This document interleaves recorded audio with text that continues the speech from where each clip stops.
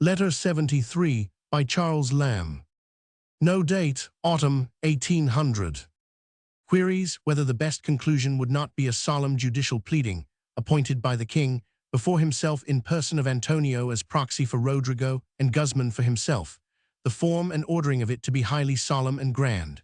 For this purpose, allowing it, the king must be reserved, and not have committed his royal dignity by descending to previous conference with Antonio, but must refer from the beginning to this settlement. He must sit in dignity as a high royal arbiter. Whether this would admit of spiritual interpositions, cardinals and see, appeals to the Pope, and haughty rejection of his interposition by Antonio, this merely by the way. The pleadings must be conducted by short speeches, replies, taunts, and bitter recriminations by Antonio, in his rough style. In the midst of the undecided cause, may not a messenger break up the proceedings by an account of Rodrigo's death, no improbable or far-fetched event, and the whole conclude with an affecting and awful invocation of Antonio upon Rodrigo's spirit, now no longer dependent upon earthly tribunals or a froward woman's will, and see. Almanza's daughter is now free, and see. This might be made very affecting, better nothing follow after, if anything, she must step forward and resolve to take the veil. In this case, the whole story of the former nunnery must be omitted, but I think better leave the final conclusion to the imagination of the spectator. Probably the violence of confining her in a convent is not necessary.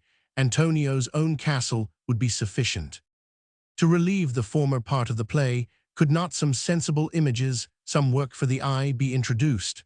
A gallery of pictures, Almanza's ancestors, to which Antonio might affectingly point his sister, one by one, with anecdote and see. At all events, with the present want of action, the play must not extend above 4 acts, unless it is quite new modelled. The proposed alterations might all be effected in a few weeks. Solemn judicial pleadings always go off well, as in Henry VIII, Merchant of Venice, and perhaps Othello.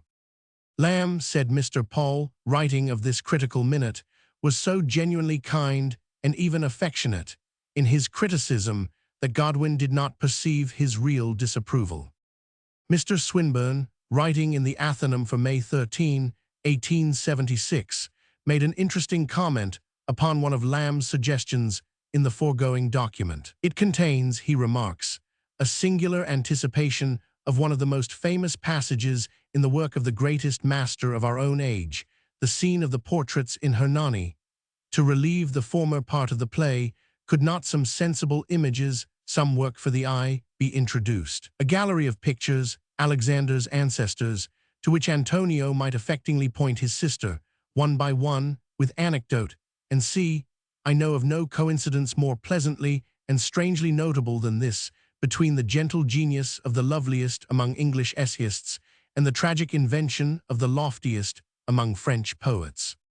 After long negotiation, Antonio was now actually in rehearsal at Drury Lane, to be produced on December 13. Lamb supplied the epilogue. Cooper was Godwin's servant.